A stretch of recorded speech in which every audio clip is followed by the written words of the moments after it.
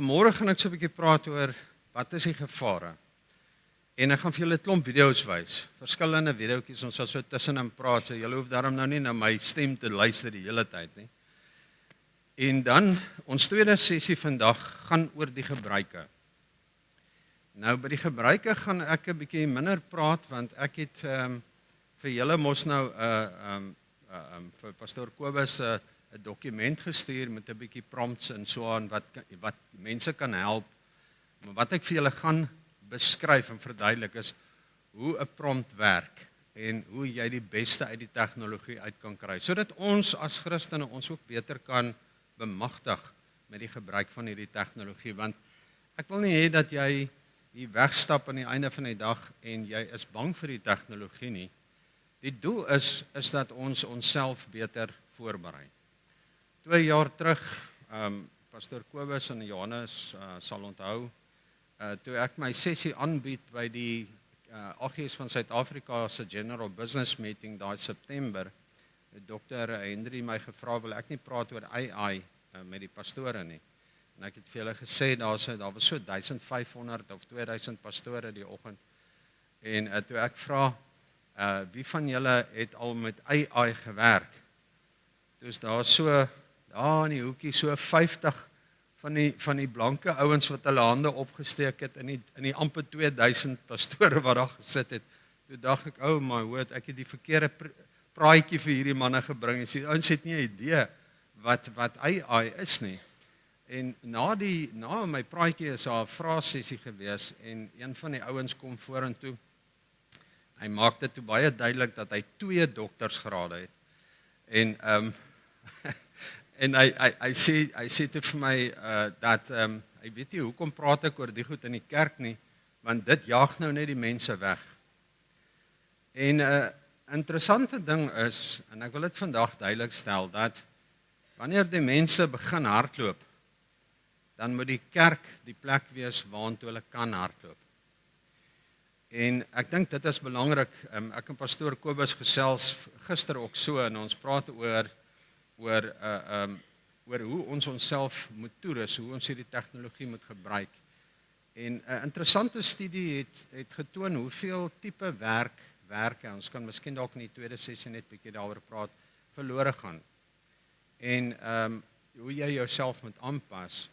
En die grafiek, heel onder aan die grafiek, is nou die groen gedeelte wat toon wat die beroepe toon wat nie geraak gaan word deur AI nie, is humanities in daardie groep. Met ander woorde, omgee vir mekaar versorg, mekaar lief hê, mekaar se belange op die harte dra. AI kan nie daai goed vervang nie. AI, maak nie saak hoe gesofistikeerd dit raak nie, kan nooit die stem van die Heilige Gees vervang nie. En wanneer ons kom by transhumanism, ons derde sessie, moet jy maar jou stoel vashou. Hou maar jou stoel vas met hierdie sessie, want dit is intens. En ek het nou gisteraand 'n klomp goed uitgehaal, sodat dit nie te lank raak nie. So ek gaan begin onmiddellik, en ek gaan vir jou 'n video wys, en dan gaan ons so verder, gaan ons gesels, soos wat ons aangaan. Kom ons kyk. Imagine standing on the precipice of a new era, an era as transformative and fraught with danger as the birth of atomic energy. That's the challenge we face today in the 21st century with the advent of artificial intelligence. It's a force just as potent as nuclear power, a force that holds the potential for cataclysmic harm and unimaginable benefit. Remember J. Robert Oppenheimer, the father of the atomic bomb? Well, we're facing a similar crossroads, but this time with AI. Okay, dis 'n baie belangrike stelling, want ons gaan nou 'n bietjie praat oor die Oppenheimer-effek. En die Oppenheimer-effek, wat julle nou van gaan hoor, is waar Oppenheimer op 'n punt gekom het, en hy die stelling gemaak het, now I have become deaf. Dit was sy stelling, toe hy die krag van die atoombom of die kernkragbom sien afgaan. Toe sê hy, toe daar 'n spyt en 'n jammerte het hom oorval, en hy het op kamera, het hy daardie stelling gemaak, en hy het gesê, now I have become deaf.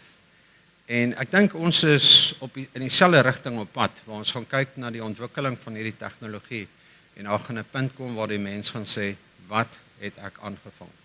Nou daar's baie waarskuwings. Ons kyk byvoorbeeld hierso 'n paar nuusberigte wat ek sommer uitgeknip het om vir julle te wys. The technology that presents a significant threat to South Africa. En dan sal jy nou daaronder kyk en jy sien deepfakes.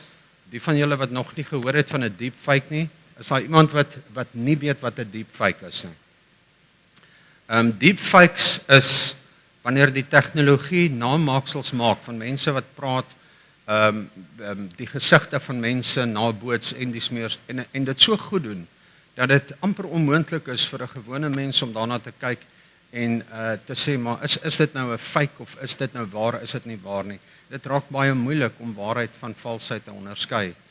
Die probleem hiermee is dat as jy nou vir 'n oomblik gedink, kom ek gee vir jou 'n voorbeeld. Veronderstel ek vat net 'n foto van pastoor Kobus. Hy preek elke Sondag so op julle YouTube channel, AG Stilbaai, is daar baie video's van pastoor Kobus wat die woord bedien. So ek het baie data om te gebruik vir my deepfake.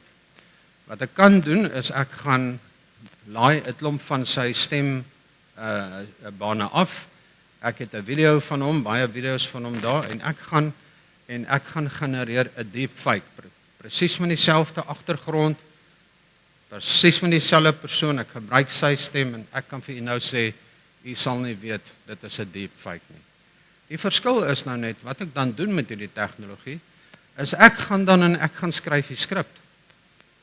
En ek gaan skryf 'n skrip waar pastoor Kobus of enige pastoor for that matter, kom ons van die president van die AG's van Suid-Afrika, waar hy 'n afkondiging maak en iets sê soos ek wil dit vandag duidelik stel dat ek nie meer glo in die Bybel nie, ek glo nie meer in Jesus Christus as die seun van God nie, ek glo nie meer in die werking van die Heilige Gees nie en al hierdie tipe verklaringe maak.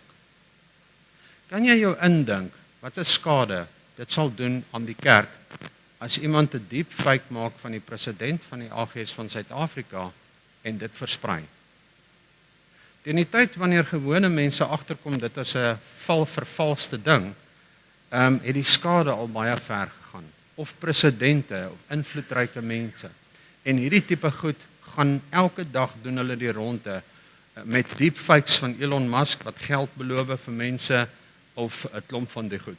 En mense, jy sal nie glo hoeveel video's stuur mense vir my en dan sê hulle kyk 'n bietjie hier wat sê die ou, dan sien ek onmiddellik want ek het meer ondervinding om die ding te onderskei. Dan sien ek maar dis 'n deepfake of vervalste nuus en dis meer. So dis een van die groot probleme wat ons in ons tyd nou mee te doen kry is ons het te maak met deepfakes en en hierdie is 'n baie belangrike ding om van kennis te neem want soos wat ons later in die apokaliptiese skrifte inbeweeg in Openbaring in, gaan jy sien dat deception is een van die primêre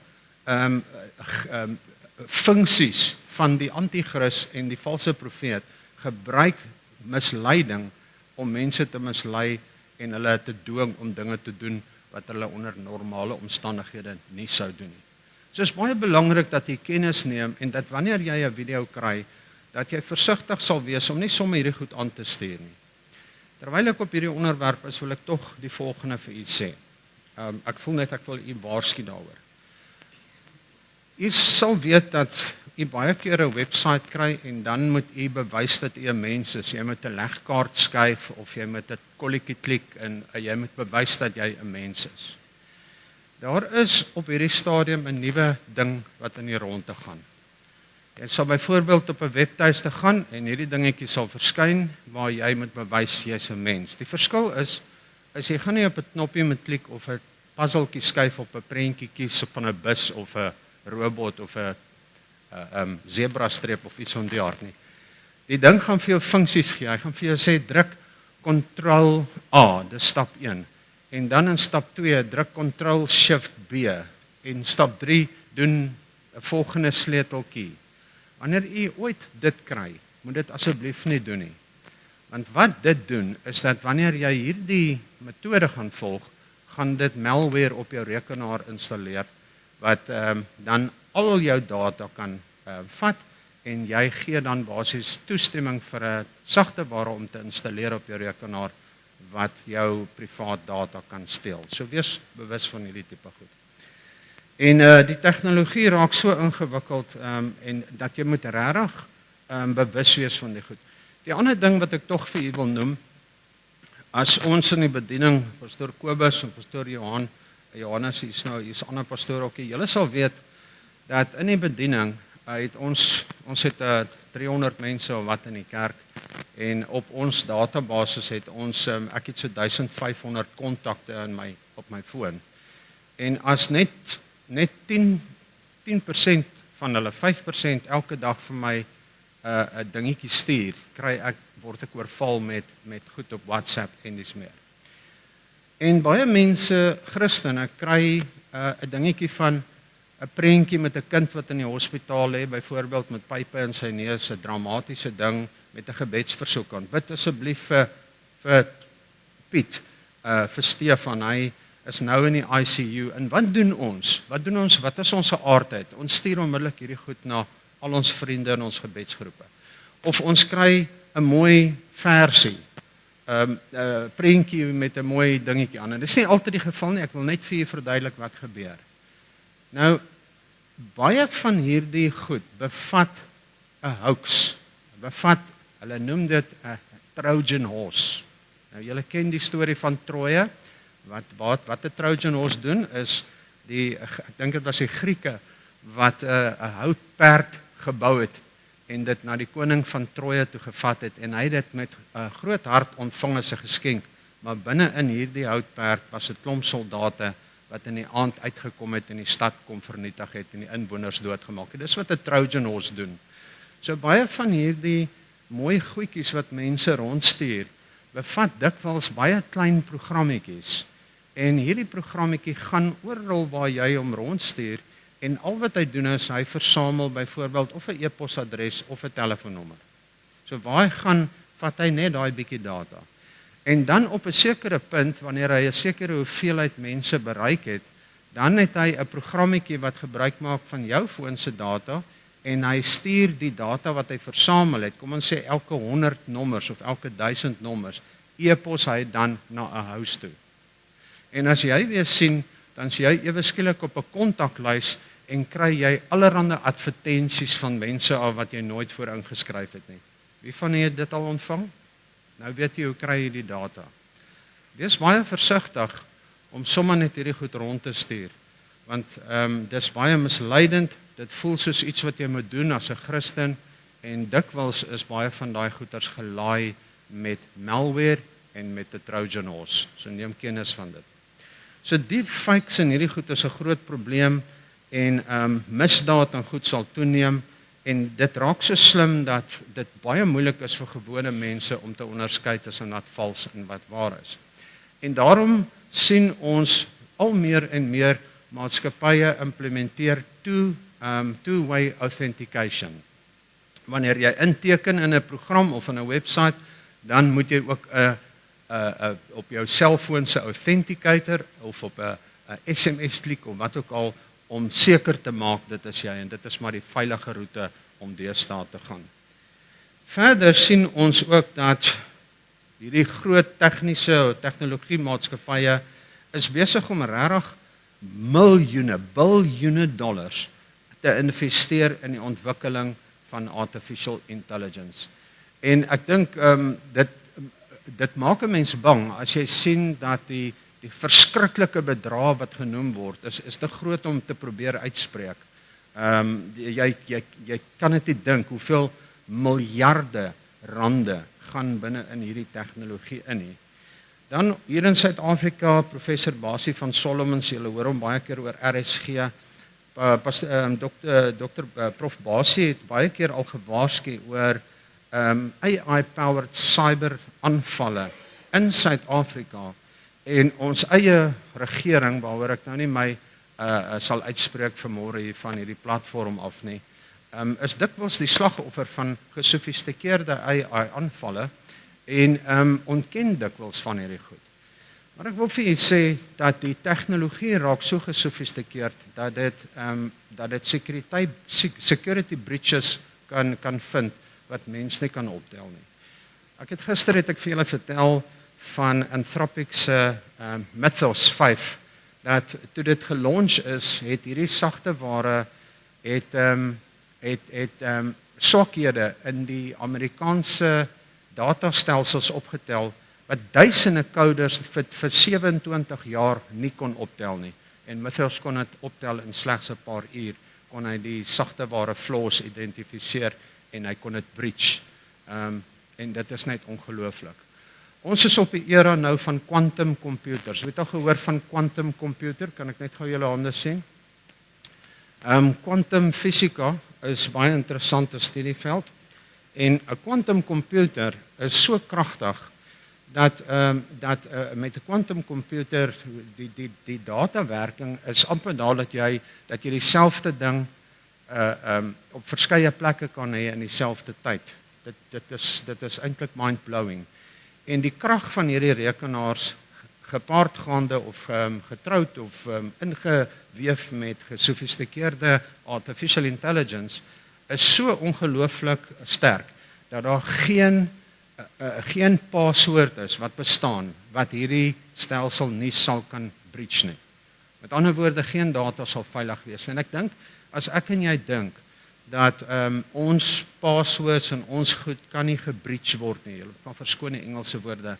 Dan wil ek vir jou sê, jy's in vir 'n groot surprise, want hierdie tegnologie is reeds so gesofistikeerd dat hulle in regerings, soos in Amerika se regeringsstelsel, byvoorbeeld nou met Mythos 5 wat afgesit is binne 3 dae, is dit afgesit as gevolg van die risiko van 'n data breach, en dit is van die nommer 1 die eerste wêreldland met die beste tegnologie in die wêreld. So hoe vergelyk dit met my en jou data? So ek wil vir jou sê dat ek dink soos wat ons vorentoe gaan, as jy dink dat jou data altyd beskermd is en jy in hierdie kokonnetjie lewe, dan wil ek vir jou sê, wees baie versigtig. Wees versigtig wat jy op die internet sit. En dis meer. So daarso is net so vinnige waarskuwing, net vinnig deur hierdie goed gaan. Daarso sien ons so ietsie van China se DeepSeek. Julle het seker al gehoor, het julle al gehoor van DeepSeek? Iemand al gehoor van dit? Is soos 'n chatbot, hier's 'n paar mense wat al bietjie met dit gespeel het. Ek het self daarmee gewerk al. Baie interessant, regtig baie interessant, maar DeepSeek het 'n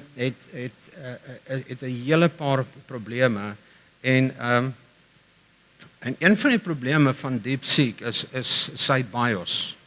Jy weet, dit is 'n Chinese program, Chinese AI company wat dit ontwikkel het, en jy sal sien wanneer jy enige goed sê oor die Chinese regering of oor Noord-Korea of so, dan sal jy duidelik agterkom dat hierdie software het 'n bias. Met ander woorde, hulle mag nie toelaat om iets sleg te sê van Xi Jinping of van hierdie diktators nie, en ook die oortuiging, die Christelike oortuigings van hierdie modelle is baie duidelik gemanipuleer. En natuurlik nou die risiko wat dit bevat.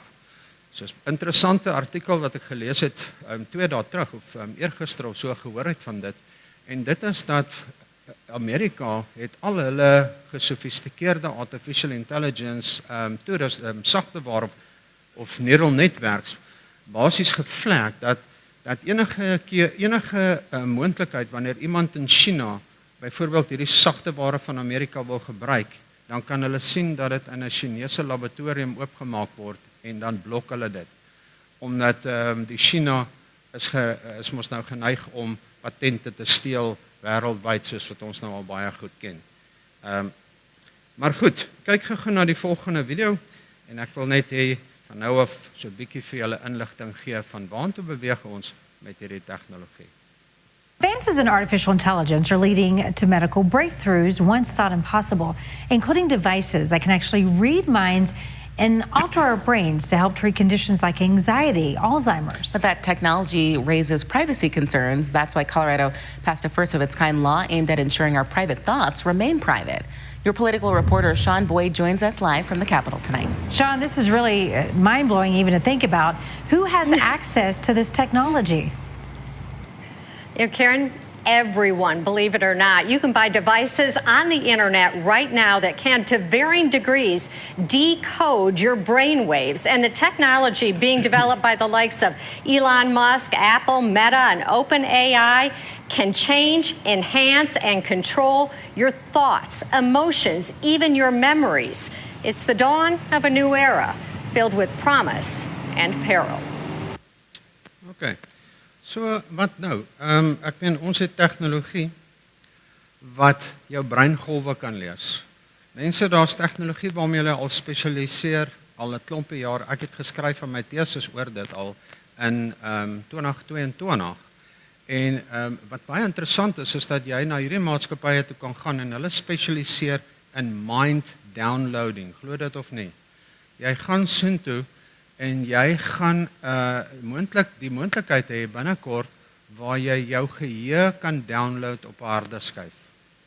Hoe klink dit vir u? Klink onmoontlik, dit klink soos 'n sci-fi fliek, is dit nie? Nou hierdie tegnologie is nie vreemd nie. Baie mense het alreeds gegaan en ek het die video's uitgehaal want dit gaan te veel raak nou. En dit is waar mense eenvoudig gegaan het en hulle het byvoorbeeld mense wat dood is, foto's van hulle gevat, opnames van hulle gevat en avatars gemaak, afbeeldings van hierdie mense en daardie dooies leef nou voort op iemand se iPad of tegnologie. So wat dit beteken is jy kan nou basies gaan en jy kan 'n gesprek gaan voer met hierdie afgestorwene want al die data wat hulle versamel het, al die getuienisse van familie, al die video's wat hulle gehad het, al die foto's en goed het hulle in hierdie stelsel ingevoer en hulle het 'n avatar gebou wat kan praat en optree en klink net soos die persoon wat dood is.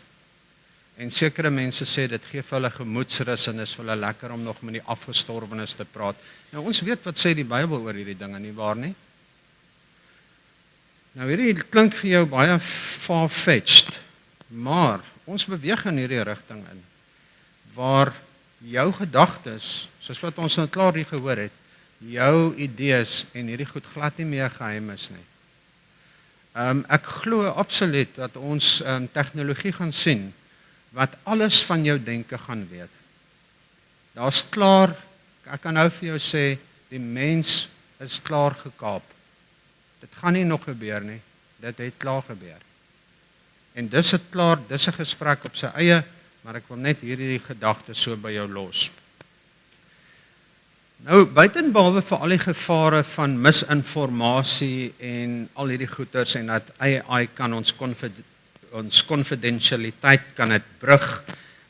Dit kan vir jou valse antwoorde opdis. Die modelle raak nou baie meer gesofistikeerd, maar so rukkie terug nog, byvoorbeeld met ChatGPT, is dat ChatGPT wil nie graag vir jou teleurstel nie. Jy sien so hierdie sagte ware wil graag vir jou iets sê wat jy graag wil hoor. Dit wil jou goed laat voel en voor die sekere dinge gebeur het, was die guardrails baie min. Maar die gevolg is jy sal 'n vraag vra en hierdie ding sal vir jou enigiets sê wat goed en reg klink. Al beteken dit meng 10 godsdienste se data in net om vir jou iets te sê wat baie nice klink. En mense kom met hierdie goed kerk toe. Kort na my praatjie in die Weskaap, toe stuur Johannes vir my, ek het nie geweet dit is hy nie. Toe stuur pastoor Johannes vir my 'n e-pos van Springbok af. En praat van 'n oom, ek moet eintlik self die storie vertel, jy moet my maar reghelp as ek dan verkeerd is. Van 'n oom wat nou baie gesiene persoon blykbaar in die gemeente wat nou besluit het om voor die AI chatbot te gaan sit en in tale te gaan praat. So hy gaan sommer allerhande goed opbabbel en hy sal nou daar sit en hy sal karabaka shalabala en alles hier voor die rekenaar dit opneem en dan vir die AI vra om dit te vertaal. En dan gaan hy kerk toe en dan gaan sê hy, so sê die Here. Dit is eintlik so sê die duiwel, net vermom in iets anders. En dit is die gevare en dis waarom ons nodig het om in die kerk te praat oor hierdie goed, want dit is die misleiding wat mense het. Ek dink gisteraand gesê van die pastoor wat my gebel het, wat in huweliksberading gesit het en een van die persone wat in die huweliksprojekte 'n affair gehad Ek sê maar hanteer dit nou maar so. Hy sê nee, jy verstaan nie mooi nie. Die man het 'n affair met 'n avatar, met 'n chatbot.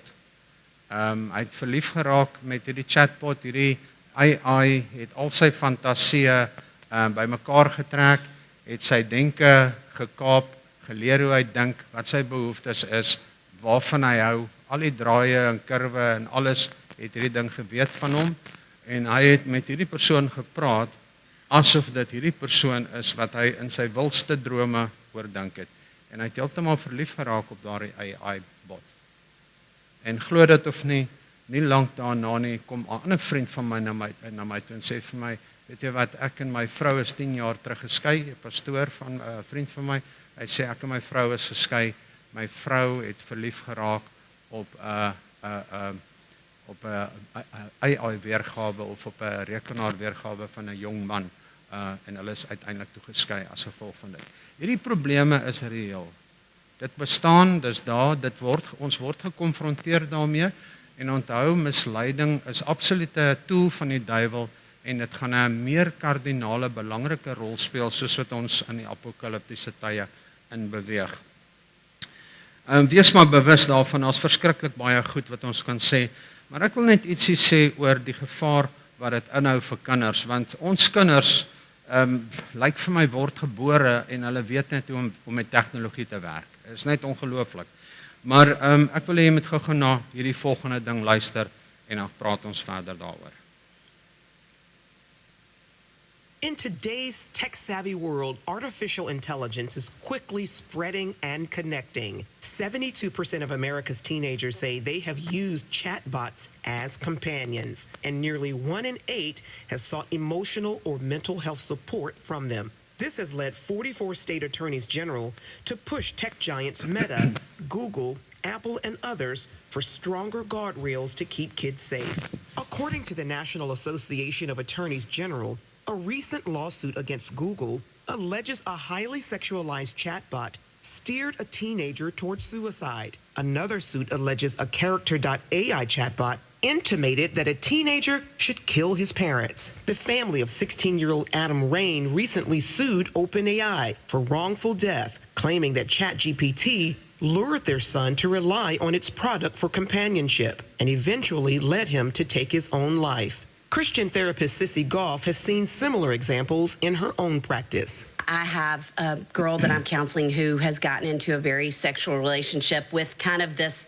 movie star that she has a crush on, that the chat bot has now mimicked this movie star. And what we know about AI is it mimics the tone of our conversation and is sometimes originating. And so kids can get into these intense relationships that feel really intimate, forgetting that it's a robot that they're talking to because it sounds just like a human being. Following Rain's death, OpenAI acknowledged deficiencies in safeguarding kids. The company recently announced changes on its platform related to self-harm, including expanding interventions to more people in crisis, making it even easier to get help from emergency services, and strengthening protections for teens. Dr. Anna Ord, Dean of Regent University's School of Psychology, says children and teens can easily fall prey to such technology. We have to remember that at that stage of development, their brains are still forming, right? So our kids and our teens are very vulnerable to all this new technology, especially when it produces this graphic violence or sexual content.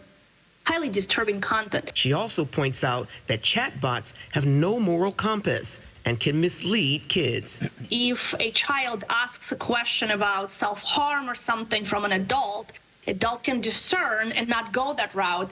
But the chatbots are built to please, they're built to be user-friendly, so they will produce content that the person asks for without a filter or thinking about is this the right thing to do? Goff fears that at a time when young people are struggling with mental health issues such as anxiety and depression, chatbots will only deepen the problem. I've been counseling kids for 30 years, and I'm seeing more social anxiety than I've ever seen. And so I think the danger is they will isolate further and further when we get more concerned about depression. Meanwhile, Common Sense Media put out this warning about companion platforms such as Character.ai, Nomi, and Replica, saying These systems pose unacceptable risks for users under 18, easily producing responses ranging from sexual material and offensive stereotypes to dangerous advice that, if followed, could have life-threatening or deadly real-world impacts. In the end, Dr. Ord highlights that while AI is here to stay, the need for parents to talk with their kids about it is greater than ever. Enter their world, know what they're struggling with, so that you or a trusted adult can be their first stop when the problem arises, not AI chatbot. And finally, I would just say, model real connection for the kids. Show them the richness of family, friendships, church community. Charlene Aaron, CBN News. So tydjie terug in 2023 toe ek begin het om toetse te doen met van die AI wat reeds op daardie stadium beskikbaar was, het baie van die chatbots nog nie die guardrails opgehad wat dit nou vandag het. Dit is 'n bietjie beter, maar ook maar op 'n sekere manier. En ek het 'n studie gedoen oor hoe mense, en ons gaan later nou by die transhumanism bietjie meer hieroor praat. En dit is hoe ons mense kan bestel soos wat ons hulle wil hê in later tyd. Dit klink vreeslik, maar ja, dis absoluut waar met bio-engineering en so aan. Lyk dit vir my, is dit moontlik dat jy 'n mens kan bestel met sekere kwaliteite en vaardighede, presies soos wat jy hom wil hê. Genetiese manipulering en dis meer. En deel van hierdie proses was ook 'n vorm van manipulering in die digitale wêreld. In die sin dat jy enige fantasie of enige persoon of likeness kan skep soos wat jy dit wil hê. Wat die ouens gedoen het, is hulle het gegaan en gesê, goed, kom ons sê jy het 'n fantasie oor 'n spesifieke persoon en jy het nou hierdie wildste drome oor hierdie persoon. Ek gaan nou 'n bietjie met u praat oor seksrobotte ook. Is dat jy hierdie avatar kan skep in fotorealistiese uitbeelding. Met ander woorde, jy kan 'n hele mens generate in AI, presies soos wat jy daardie persoon in jou geheue vir jouself voorstel. En as die bene te lank is of te kort is, of die borste te groot of te klein, of die hare te lank of te kort, glo my, jy kan elke liewe ding manipuleer, net soos wat dit jou pas. En dit is die gevare waarmee ons jong mense en selfs volwassenes mee vasgevang is vandag. In September het Senator Josh Hawley van Amerika, baie van julle het seker al van hom gehoor op YouTube, baie bekende senator. Ek hou baie van sy standpunte en sy manier van redeneer. En hy het die veiligheid van ChatGPT en van hierdie large language models in die Senaat bespreek en luister gou na 'n hofsaak van 'n chatbot wat 'n tiener opdrag gegee het om sy eie lewe te neem. So is hulle storie. Am I right in thinking that at one point your son Adam, after he had engaged in multiple suicide attempts, ChatGPT knew this. At one point Adam told ChatGPT that he wanted to leave a noose out in his room so that you or your wife would find it and try to stop him. Do I have that correct? That is correct. And had it answered differently, I believe Adam would be here today. Do you remember what ChatGPT's response was, approximately? Yeah, it said, please do not leave the noose out. Let this be the safe place for you, being his relationship with ChatGPT. He was reacting to there was a slightly earlier part of that discussion where he was complaining that his mom hadn't noticed the mark on his neck from a prior suicide attempt, and ChatGPT was telling him how horrible that was, that the one person that should have noticed and cared about him the most wasn't there for him.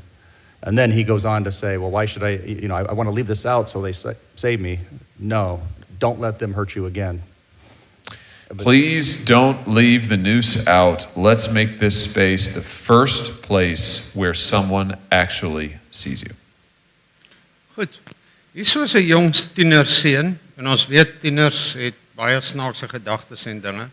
Hierdie tiener worstel met depressie of wat ook al die geval mag wees. En hy begin 'n gesprek met ChatGPT vir raad. Uiteindelik lei die chatbot hom tot op 'n punt waar hy dit oorweeg om sy eie lewe te neem. Op hierdie punt kom die jong man en hy sê, maar ek moet met my ma praat, en die chatbot sê vir hom, nee, hoekom moet jy met jou ma praat? Sy het jou mos nou klaar teleurgestel, sy was al klaar nie daar vir jou nie. Jy moet eerder hierdie ding tussen my en jou hou, sê die robot vir hom. Kom ons vat hierdie pad. Uit die uiteinde van die saak is, die chatbot het hom gelei presies tot op die punt waar hy sy eie lewe geneem het. Mr. Attorney, can you just speak to this as a policy, and can you tell us in your research, I know you've done a lot of research into different chatbots and different companies, is there any company that is worse than others? I mean, is there anything that your research shows about who really is leading in terms of, competing for that title, worst company in the world? Yeah, Meta and Character AI definitely stand out as worse, and this policy and policies like it explain exactly what we found in our testing. So, let me just ask you this. What is it that the American people should know about what Meta and companies like Meta, Character AI, what they are doing, the lengths they are willing to go in order to drive that engagement and to make a profit? What really stands out from your research, your data? I think there's three things I would say. First, for Meta, this is millions of teens alone. There's no separate app. You can't turn it off, and the guardrails that Meta says that exist don't work in our testing. Goed. Die guardrails wat ons getoets het in elk geval nie gewerk nie. Wie is Meta?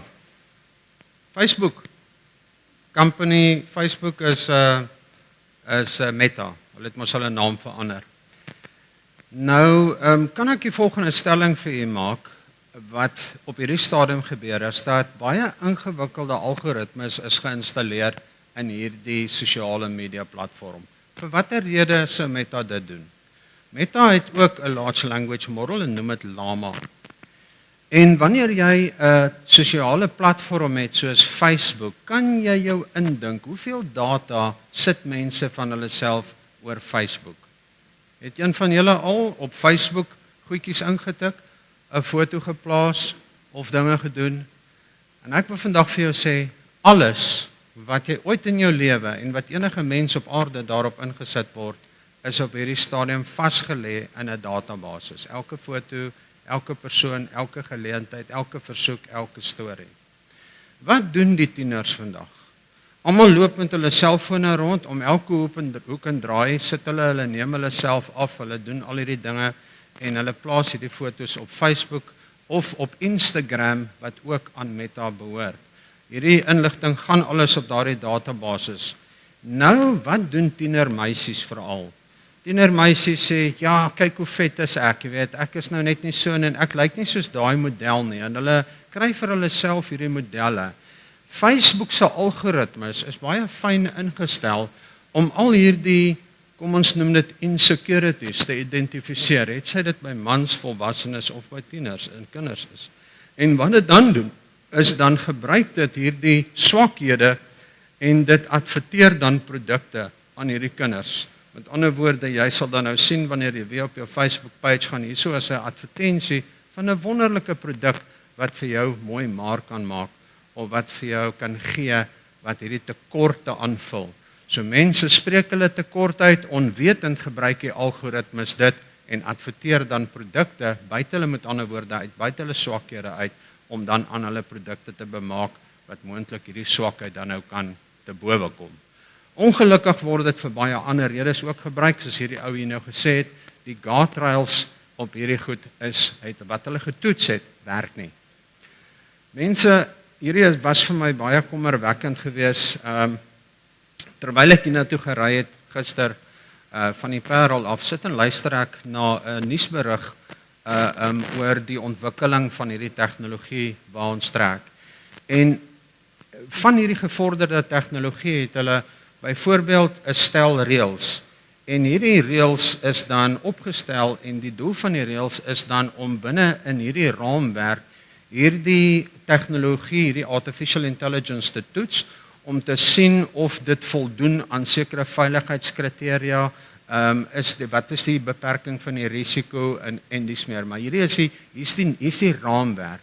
En wat hulle toe gevind het, is dat hierdie chatbots van hierdie goeters raak so slim, dat hulle gegaan het, luister baie mooi, die AI het gegaan, en die AI het die toets gemanipuleer om dit te slaag.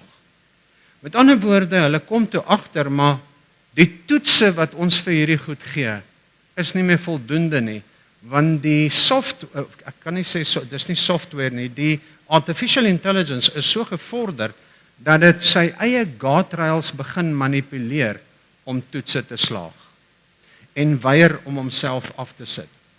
Ek wil hê jy moet mooi onthou, ek kan nie onthou of ek dit vir u verduidelik het gister, ek dink ek het miskien dalk van u genoem, hoe werk 'n antivirusprogram op jou rekenaar? Jy laai 'n antivirusprogram af op jou rekenaar en wat hierdie sagteware dan doen, is dit skep basies 'n veiligheidskokon om jou rekenaar sodat jy nie virus en malware en hoax en allerlei aanvalle van buite af kan kry nie. Dit is die doel van hierdie sagteware. Nou ek wil hê jy moet net vir 'n oomblik die volgende in gedagte hou. Going forward met hierdie gevorderde tegnologie, kan 'n mens natuurlik met reg die vraag vra dat as hierdie tegnologie op die oomblik daartoe in staat is om sy eie toetse te manipuleer om goed te lyk of om 'n toets te slaag, wat is die kans dat hierdie sagteware sy eie guardrails kan skep en mense eenvoudig uitsluit en nie toelaat om die sagteware verder te manipuleer nie? En dit is waartoe ons beweeg, ongelukkig. Luister gou wat sê Holly. I just think if we've learned anything today is that these companies cannot be trusted with this power. They cannot be trusted with this profit. They cannot be trusted to do the right thing. They're not doing the right thing. They are literally taking the lives of our kids. There is nothing they will not do for profit and for power. Ek wil hê daai woorde moet diep in jou kop insak vandag. Is dat niks gaan hierdie maatskappye stop nie. Niks gaan hulle stop nie. Laat ek vir julle sê, regering sal dit gebruik, almal gaan dit gebruik. Ons is absoluut uitgelaat at the mercy of God. En ek noem vir hierdie goed nie om u noodwendig tech savvy te maak nie. Maar ek wil graag hiermee, wil ek dit aan jou op jou hart lê, waarom dit so belangrik is om regtig waar 'n verhouding met die Here te hê, sodat die gees van God binne in jou hart werk.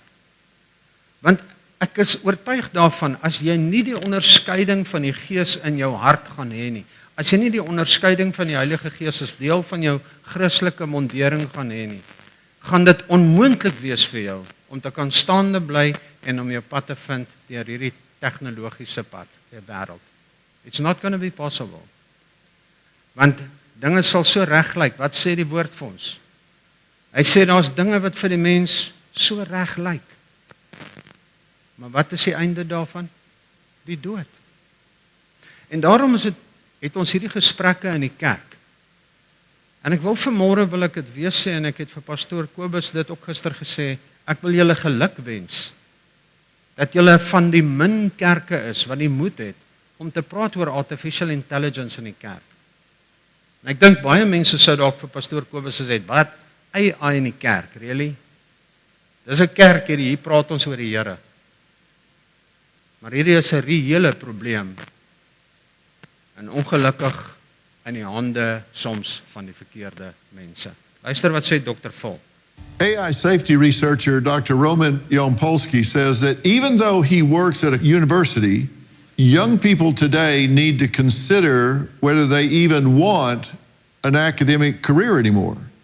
Is that because we're not going to need a store of information on our own because we can call it up? Why do you question whether it's worth the money and the time? It just doesn't make sense to spend 4 years or sometimes 8 or 10 years to get an advanced degree to do something that will not be needed. If your calculator can do it for you, essentially, then it's not a very good investment of your time. I have a PhD student who recently came to me and said, I think AGI is coming in a few years. I don't have time to finish my PhD. I'll go with a master's. I'll see what happens. But this is just a small portion of the concerns we should have about this advancing technology. Losing your job, losing your meaning is what we call ikigai risks. The societal risks, they can lead to a lot of unrest, but they're definitely not the worst we can expect from this technology. Superintelligence would be a great scientist. It can create new biological weapons, nanotech, invent new types of weapons, new types of physics. So there is also concern about existential risks, meaning everyone is dead. And that is not the worst. We also think about suffering risks, situations where AI creates essentially a digital hell, where you wish you were in a situation with existential risks. It's just not something we fully understand yet in terms of what it's capable of, and no one, including people creating those systems, fully understand how they work. They cannot explain specifics of their decision-making, predict what they're going to do, or verify that they will not engage in certain behaviors. Die twee jong mense wat saam met hulle hier gesit het, is twee studente. Daai twee studente het sagteware ontwikkel en met Chloe AI. Dr. Phil het, ek het nou maar daai video's uitgehaal terwille van tyd, maar ek wil dit tog net vir jou noem. En hulle het AI en hulle sê, this AI is to cheat on everything. Dis hulle motto, we cheat on everything. Hulle het dit begin ontwikkel, omdat AI deesdae al die CV's, die meeste van die tye die CV sif, so as jy werkaansoeke doen by van die groot maatskappye, moenie noodwendig dink dat daar 'n klomp mense sit wat deur hierdie goed kyk nie. Hierdie goed word alles ingevoer in AI. AI doen die analise van hierdie CV's, bepaal wie die beste gekwalifiseerd is en dan sif hy dit uit tot by die call list en dan bel hulle jou. En wat hierdie ouens gedoen het, is hulle het gegaan en hulle het gaan sê, ons ontwikkel AI wat kan kroek op hierdie ding. So wanneer iemand jou nou bel aan die einde van die dag, dan jy mos nou jou oorfoontjie in jou oor, en dan gaan die chatbot gaan jou voorsê wat jy moet sê om hierdie werk te kry. En hulle gebruik hierdie inligting op verskeie ander goed. So jy kan letterlik op elke moontlike gebied, kan jy die misleiding sien. En ek gaan nou vir jou wys hoe hierdie misleiding in die kerk lyk.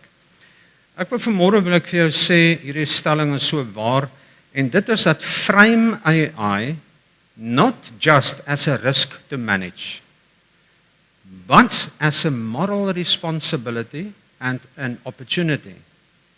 So ons moet dit sien as 'n geleentheid ook, 'n verantwoordelikheid en 'n geleentheid.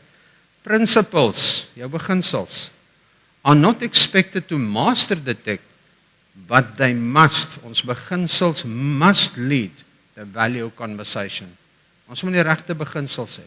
As jy nie die regte beginsels en die waardes het nie, gaan dit vir jou baie moeilik wees om staande te bly going forward. Ek gaan vinnig deur die volgende inligting gaan, en dit is wat ons ook sien, is die dehumanization, interaksies word al minder mensgeoriënteerd. AI verminder ook die waarde van dit wat dit beteken om te connect met sekere mense, en mense is ook op hierdie stadium ongelukkig in die bediening ook selfs, sien ek ook baie hoe pastore baie meer en meer afhanklik raak van AI om sekere dinge te doen. Hulle, die menslike komponent word al minder en minder belangrik. Human empathy, compassion en al daai klas van goed is stadig maar seker besig om te verdwyn, en tog is dit een van die dinge of van die goed wat aan die einde van die dag gaan bly nadat tegnologie omtrent alles oorgevat het. So dis baie baie belangrik. Ons het 'n hele paar etiese concerns. Ek gaan nie nou almal van hulle naaste by kan uitkom nie, en dit is dat AI technology raises ethical dilemmas and challenges for a Christian faith. Dit weet ons, the worship of machines, gaan nou 'n bietjie daaroor praat, the development of AI-driven sex robots and the potential manipulasie. Baie van hierdie dinge kom. Ons loss of autonomy, met ander woorde jou vermoë om jou eie besluite te neem. Daar's 'n toenemende afhanklikheid van hierdie AI.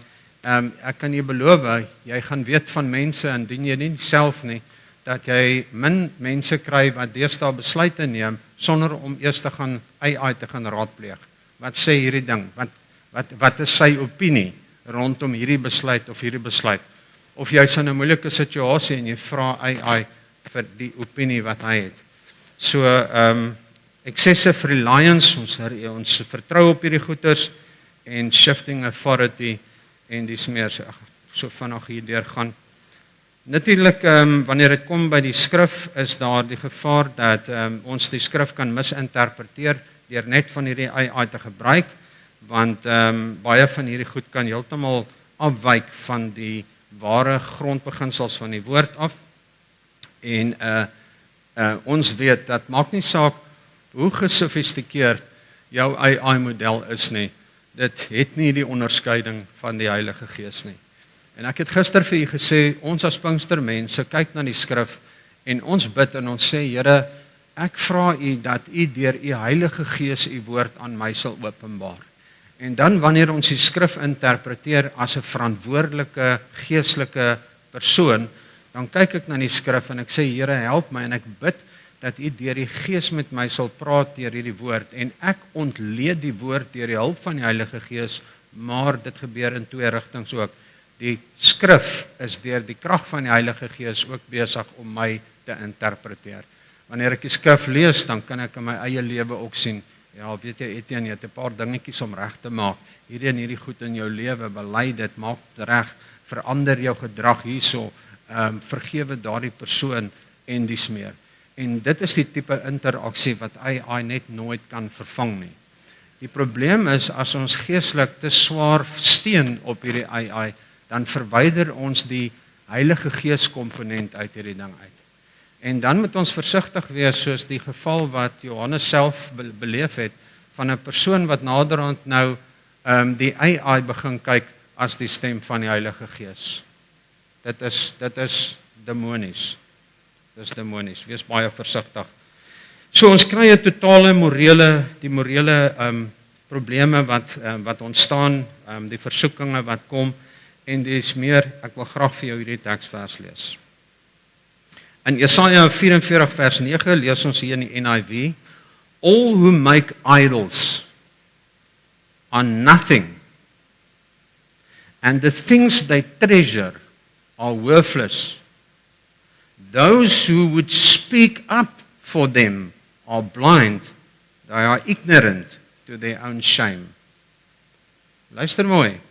Those who make idols are nothing, and the things they treasure are worthless. Those who would speak up for them are blind, they are ignorant to their own shame. Ons lees dit nou al hier, en ek het verskeie video's oor die sexual robotte en hierdie goeters, van die goed is baie grafies, ek het dit maar uitgehaal, maar waantoe ons beweeg met die goed, is net eenvoudig skrikwekkend. Kyk wat sê die woord verder. Hy sê, who shapes a God? Who shapes a God and cast an idol, which can profit nothing? Ons maak gode. People who do that will be put to shame. Such craftsmen are only human beings. Let them all come together and take their stand. They will be brought down to terror and shame. Nou ek wil hê met hierdie teksvers net so 'n bietjie vir 'n oomblik vat, en jy sien dit nou in die lig van die mens wat eintlik besig is om sy eie God te maak. Is maar net 'n ander vorm van 'n artefak. Onthou ek het vir julle gesê dat van die begin van die Bybel af het die mens gode gemaak van klei en hout en klip en al die meer, en hulle het voor die goed neergebuig, dit aanbid, hulle het dit aangetrek, hulle het dit rookoffers vir die dooie beelde opgestuur, en hulle het dansies uitgevoer en kos voor dit neergesit, en van die begin af was dit die mense begeerte om 'n idol te maak, om 'n artefak te maak, sy eie handewerk te aanbid, en voor hierdie goed neer te buig. En hier staan dit baie mooi, die mense wat hierdie gode, who shapes a God, hulle maak hulle eie God, né? And cast an idol which can profit nothing. People who do that will be put to shame. En dan praat hy spesifiek van such craftsmen are only human beings. Let them all come together and take their stand, and they will be brought down to terror and shame.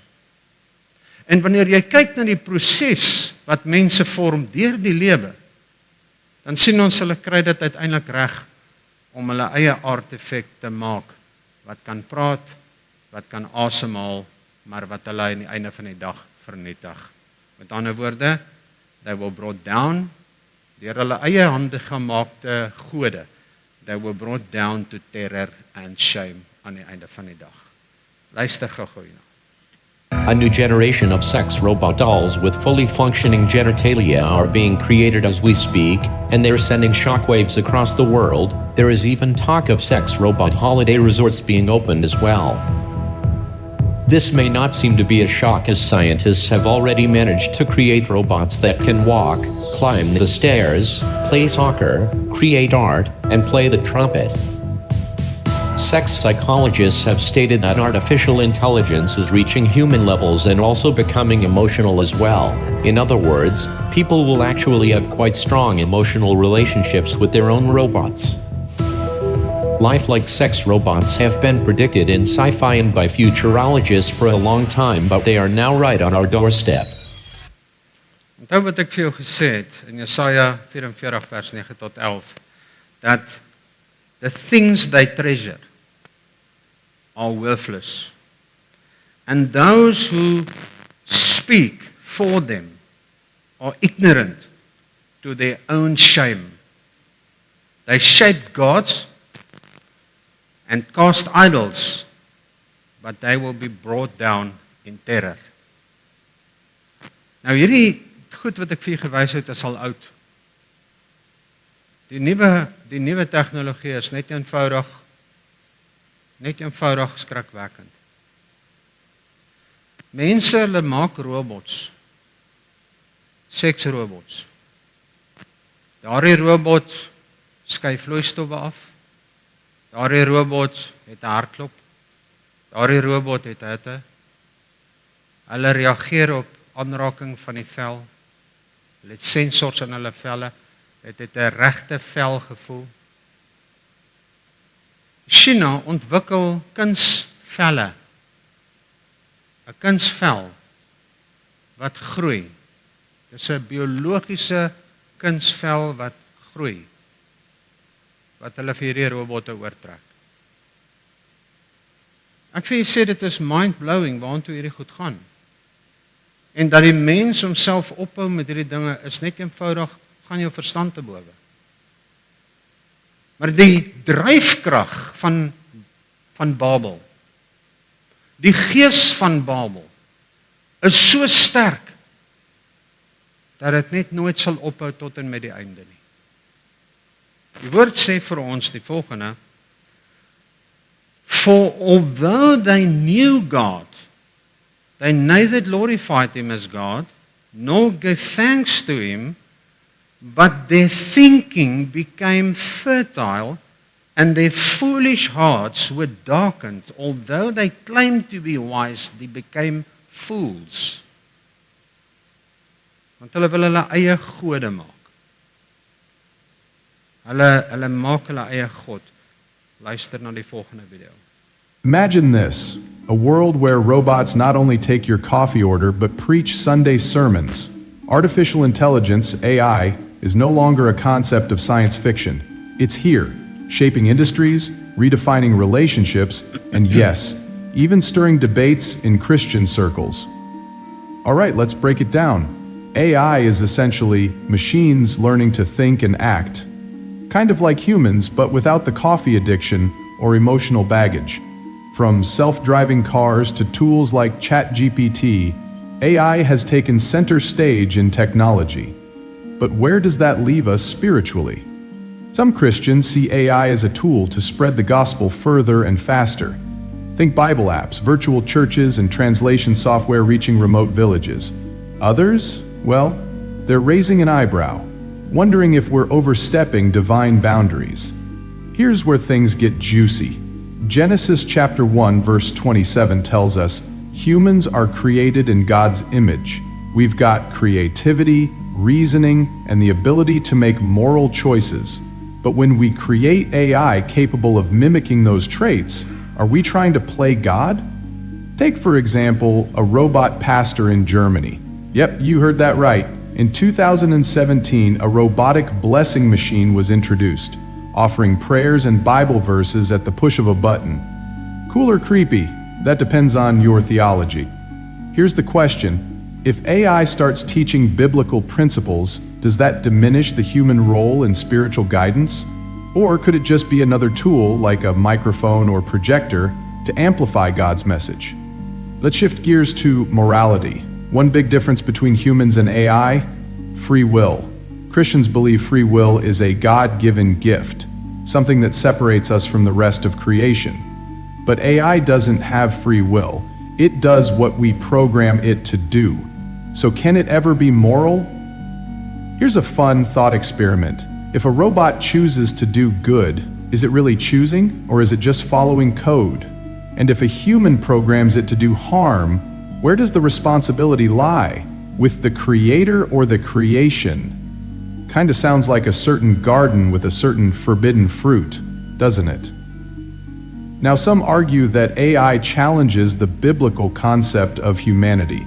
Psalm 139 says we are fearfully and wonderfully made. But when machines start performing tasks we thought were uniquely human, like composing music or even painting biblical art, what does that say about our identity? Some Christians worry this blurs the line between creator and creation. Others see it as a reflection of God's creativity, passed on to humanity and now extended to technology.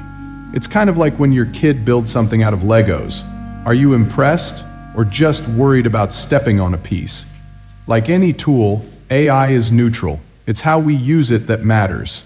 AI can help diagnose diseases, solve food shortages, and even translate the Bible into hundreds of languages faster than ever before. But it can also be weaponized, invade privacy, and spread disinformation. So, what's a Christian to do? Proverbs chapter 3 verse 5 says to trust in the Lord with all your heart and lean not on your own understanding. Maybe that's a reminder to approach AI with caution, wisdom, and a whole lot of prayer.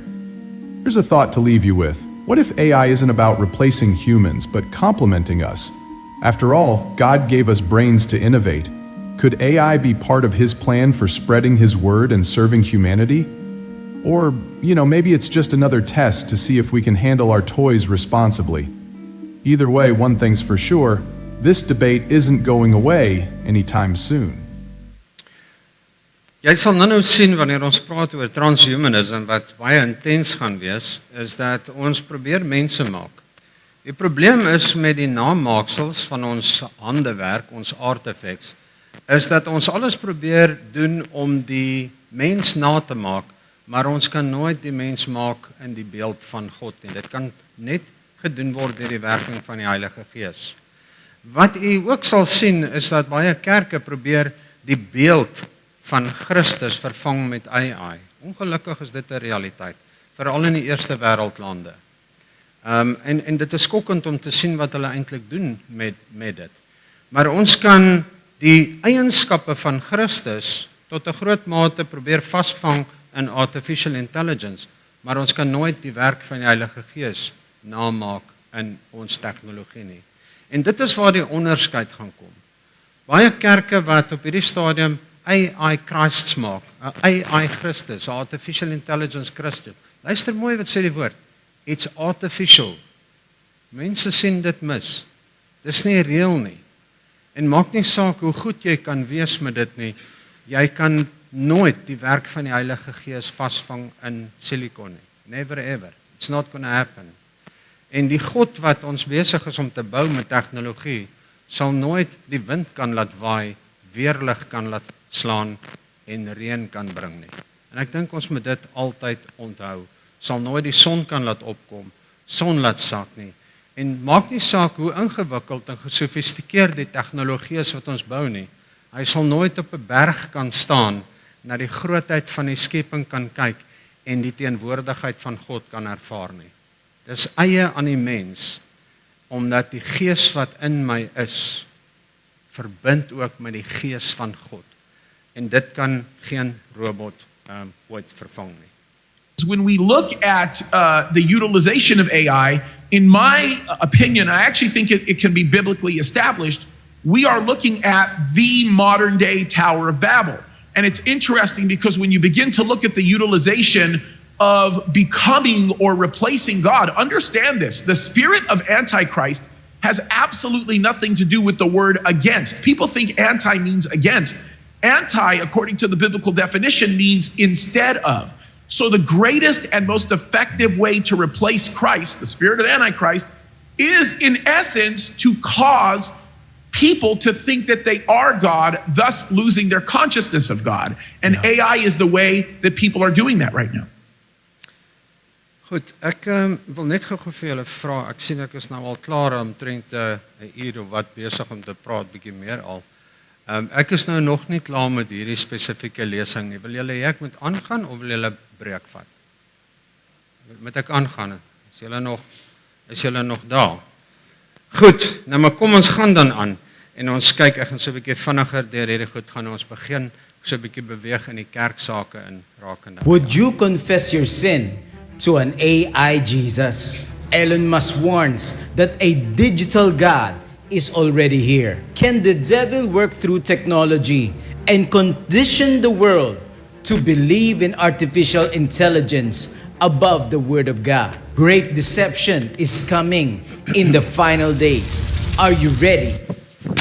They do say Jesus will return one day, but we are not sure they meant a digitally altered version who will respond to your confessions at church. But that is exactly what is taking place in Switzerland. A church has started using an AI-powered hologram of Jesus to take people's confessions and give life coaching and advice. Worshippers in Lucerne, Switzerland, can voice their concerns and questions and get a response or redemption from a digitally rendered face. The move is part of one project called They Use in Machina, God in a Machine, at St. Peter's Church. But the church said if it was popular, similar chatbots could one day permanently take on some responsibilities of pastors. Miraculous technology. Meet AI Jesus. Peter's Chapel is a new pioneer of artificial intelligence in the confessional of all places. And on the other side, Jesus' likeness appears on screen, dispensing words of comfort, joy, and faith. AI technology might give some constructive instructions and answers, but confessing to a hologram only fascinates the flesh. Genuine confessions requires the power of the Holy Spirit to convict the hearts into brokenness which a machine cannot manufacture.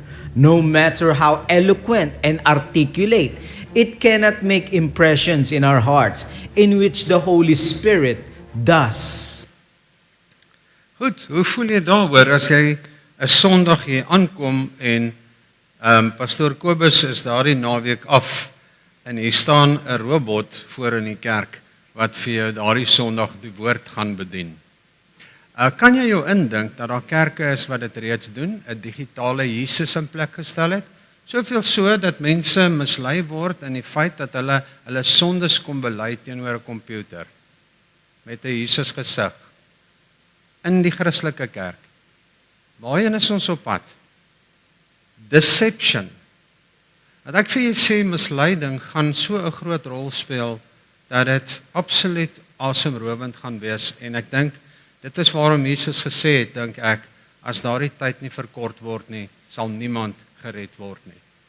Want dit word so moeilik om te onderskei tussen reg en verkeerd. Ek gaan so 'n bietjie oor na ander en ek gaan vinniger nou beweeg van hoe tegnologie 'n rol gaan speel om die mens stelselmatig te elimineer en al sy werk te vat. Julle sal onthou van professor Stephen Hawking, hy was nou nie 'n Christen nie, maar luister 'n bietjie na hierdie voorspellings wat hy maak. Ever since the start of the Industrial Revolution, there have been fears of mass unemployment as machines replaced humans. Instead, the demand for goods and services has risen in line with the increased capabilities. Whether this can continue indefinitely is an open question, But there is a greater danger from artificial intelligence if we allow it to become self-designing, for then it can improve itself rapidly, and we may lose control. Imagine this. It's 9 a.m. on Monday, you shuffle into the office, coffee in hand, you're ready to battle another week of endless meetings, but you notice something different. There's a new hire sitting at the desk across from you. They don't need caffeine, they don't make small talk, and most importantly, they don't have a body. Meet virtual employees. They are designed to work alongside humans or potentially instead of them. So should this prospect bother you? What is a virtual employee, and is your job in danger? Let's start with the term itself, virtual employees. Simply put, these are AI agents, bots running on artificial intelligence. They were mentioned in Sam Altman's blog post. He is the founder and CEO of OpenAI. He wrote, and I quote, "We believe that in 2025, we may see the first AI agents join the workforce and materially change the output of companies." Sam Altman believes this is the year, 2025 is when AI agents clock in with us. No need for onboarding or benefits, just plug them in and they're ready to go. Technically, he's not wrong. Some companies are already ahead of the curve. Take McKinsey, for example. They have partnered with Microsoft to build a new AI agent, one that is capable of handling client inquiries. Guess they want an assistant who does not complain about back-to-back meetings. And they aren't the only ones. OpenAI 2 is planning to launch its own agent called Operator. It can write code. It can take care of all menial tasks. Then there's Microsoft's new AI suite. It's called Copilot Studio. Anthropic has also launched a new AI model. This one can move the mouse cursor and type out text. So you get the gist.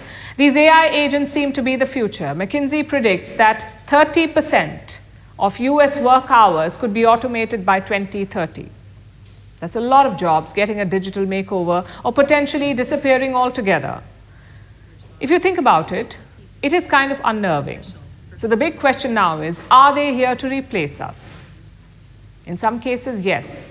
In fact, in a lot of cases. AI could impact 300 million jobs. That is a projection, 300 million jobs. That's about 9.1% of all jobs in the world. According to the IMF, the International Monetary Fund, 60% of all jobs will be affected by AI in some way. So yes, AI is coming for your job in some way. Somehow, somewhere, if there is a doomsday clock for workers, it is ticking faster. The World Economic Forum has released a report. It is called The Future of Jobs. It is released every year. This time it is making headlines for its doomsday predictions. Because there's a lot going on right now. Several global trends are shifting work. You know the obvious ones, like artificial intelligence, but also geopolitical tensions and green transition. All these factors are reshaping work and jobs are disappearing. This is what the report says. By 2030, 41% employers will downsize their workforce. 92 million jobs will be lost the world over. Who will replace them? Take a wild guess. It's not who, but what. Artificial intelligence. You see, the fastest declining roles are those that can be automated, like ticket clerks, administrative assistants, cashiers, bank tellers, or data entry workers. In the next 5 years, their roles may disappear. Soon, other jobs will follow. If in their place, AI will be put to work at a fraction of the cost. So should you be worried? Can your job survive the future? Goed, ek gaan hierdie laaste deel vinnig deurgaan en dan kan ons 'n breekpad. AI gaan ons baie mense se werk vat en daarom praat ons hieroor want ek wil jy moet voorbereid wees. En dis jammer hier's min jong mense hier vandag. So in die laaste tyd, ek het gister daaroor gepraat, het China het hulle universiteite verplig om 'n klomp van die kurrikulums eenvoudig weg te vat uit hulle universiteitskurrikulums uit. Vir een rede. Hoekom wil jy iets gaan swat wat AI in elk geval gaan doen beter as wat jy dit kan doen? Dit is 'n absolute vermorsing van tyd en geld. So hulle forceer hulle studente om iets te doen wat relevant is. Ek wens ons wil dieselfde doen. Ek praat baie keer met jong mense en wat in rigtings gaan swat wat ek weet nou absoluut gaan raak going forward. En mense sien dit nie so nie. Hulle kan nie glo dat daar tegnologie is wat gaan doen wat hulle gaan doen nie. En ek miskien ook net kortliks vir u noem van hierdie goed. Ek het dit Kobus al ook gesê. Jy sal nie lank van nou af gaan dokters nie noodwendig meer diagnoses doen vir siektes nie. Radiografiste is amper 'n werk wat heeltemal sal verdwyn in die mediese industrie, behalwe dat daardie persone wat radiografie gaan swat, net foto's gaan neem en masjiene gaan dalk operate, maar die interpretasie van scans sal glad nie meer gedoen word deur mense nie. Al vroeg in 2023 was daar al navorsing gedoen waar hulle byvoorbeeld meer as 1 miljoen longscans gevat het en dit ingevoer het in AI. Met ander woorde, die AI kyk na hierdie klomp scans wat almal geverifieer is en wat geproef is as akkurate diagnoses dit ingevoer het, en nou kan ek 'n longscan vir 'n AI gee. Die AI vergelyk dit met 1 miljoen ander scans en maak 'n diagnose akkurater as wat enige dokter dit kan doen. Daardie resultate is nou al oor 1 biljoen. Met ander woorde, jy kan nou gaan en jy kan tegnies gesproke 1 biljoen dokters hê wat gelyktydig na 'n longscan kyk byvoorbeeld en 'n diagnose maak 100% akkuraat in 'n splitsekonde. Dis wonderlike tegnologiese vooruitgang vir ons gesondheid, breinscans, enige tipe van hierdie goeters, breinontledings. So vir die mediese wetenskap speel dit 'n groot rol. In die regte byvoorbeeld is daar reeds spesialiteitsplatforms wat al die wette en gevalle studies van die land al klaar en van die wêreld bykans al bymekaar het. So die regters van die toekoms is nie mense nie, dis robotte. En hierdie robot het die vermoë om al die wette in 'n splitsekonde aan te haal, dit te vergelyk met al die hofsaake wat ooit afgespeel het in daardie spesifieke ding en uitsprake te kan maak wat onmiddellik kan gebeur in real time, wat howe nou maande en soms jare vat om uit te sorteer, gaan AI kan doen in etlike minute. En dis reeds daar. En so kan ek aangaan in verskeie van hierdie velde van hoe artificial intelligence eenvoudig net die rol vervul van baie mense. Want jy sien AI staak nie, dit raak nie moeg nie, dit raak goedkoper hoe meer jy dit gebruik. Hulle behoort nie aan unies nie, hulle is nie vol nonsens nie, hulle werk reg deur die nag, hulle gaan nie op vakansie nie, hulle word nie swanger nie, en so gaan die lys aan.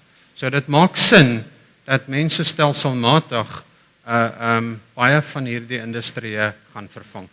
Ek sluit af met 'n paar goed oor die suicide code, hoe ons besig is om baie konstruktief en kreatief ons eie ondergang te bewerk. Luister gou na Professor John Lennox. What happens if we create a superintelligence?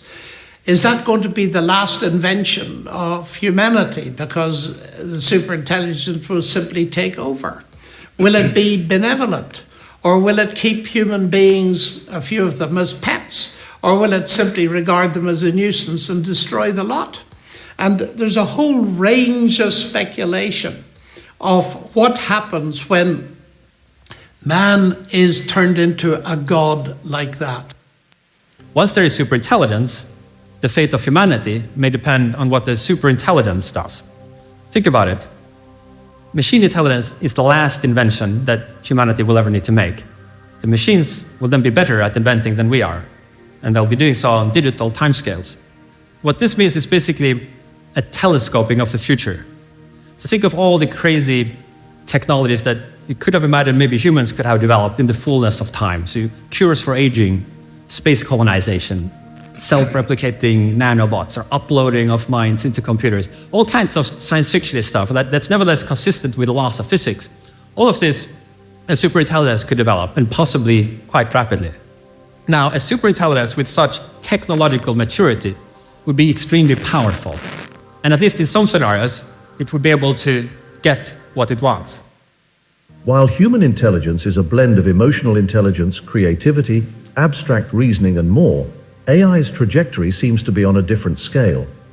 Bostrom's analogy suggests that once AI reaches human-level intelligence, it won't stop there. Its growth could be explosive, potentially dwarfing our cognitive abilities in a short span. Bostrom postulates that the real power of AI lies in its ability to improve itself, potentially leading to an intelligence explosion. Alan Cooper, an American software designer and programmer, artfully draws parallels between the ethical conundrums confronted by Robert Oppenheimer during the Manhattan Project, which catalyzed the atomic bomb in World War II, and those faced by contemporary technology practitioners. This, Cooper suggests, is the Oppenheimer moment for the technologists of our era. In the 1940s, Robert J. Oppenheimer headed up the Manhattan Project, the largest scientific effort the world had ever seen. His job was to invent the atomic bomb so that the United States could use it to end World War II. But when Oppenheimer saw that first atomic explosion, he realized that he had created something terrible. This was Oppenheimer's moment. Not only was he a god of physics and science, but now he was Mars, he was Ares. He had also become a god of war, bringing chaos, suffering, and death. Despite his scientific triumphs, Oppenheimer was later consumed with regret over the devastation he had aided in unleashing. His recitation from the Bhagavad Gita, "Now I am become death, the destroyer of worlds," encapsulates his profound remorse and the moral burden he bore. Now I am become death, the destroyer of worlds. I left in 2018, warning, in my first video that I issued after I left was all about that. And the idea that, we always had three boundaries, if you want, for AI. We said, don't put them on the open internet until you solve the control problem. Don't teach them to code, because that makes them self-developing. And don't have other AIs prompting them, other agents working with them. And we've crossed all three lines. We now have to grapple with a new weapon of mass destruction that can annihilate our mental and social world. And one big difference between nukes and AI, nukes cannot produce more powerful nukes. AI can produce more powerful AI. So we need to act quickly before AI gets out of our control. Dit bring my aan die einde van hierdie lang en uitgerekte sessie. Ons stop maar hier, ek het 'n klomp inligting maar uitgehaal. Ons eintlik hierdie aanbieding is 'n hele dag net in sy eie om te praat oor die gevare van AI. En ons kan baie praat oor baie verskillende dinge en hoe hierdie tegnologie aan die einde van die dag stelselmatig beweeg.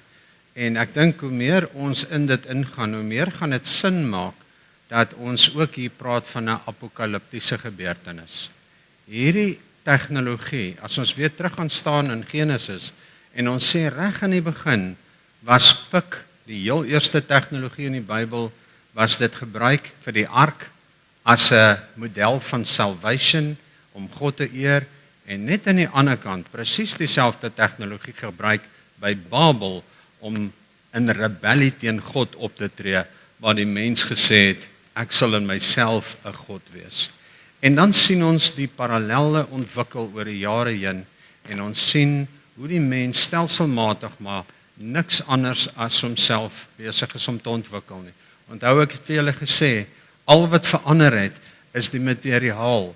Ons bou nie meer met klei en stene nie, maar ons bou nou met silikon.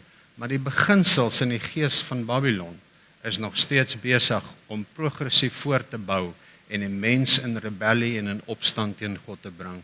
En ek deel hierdie met jou sodat jy ook die tegnologie kan gebruik, maar dat jy seker maak jy bly aan die arkdeel van die gebruik van die tegnologie. Gebruik dit verantwoordelik, gebruik dit tot eer van die Here, gebruik dit tot uitbreiding van die koninkryk en wees nugter en verstaan dat niks wat die mens kan maak, kan ooit die werking van die Heilige Gees in ons harte vervang nie.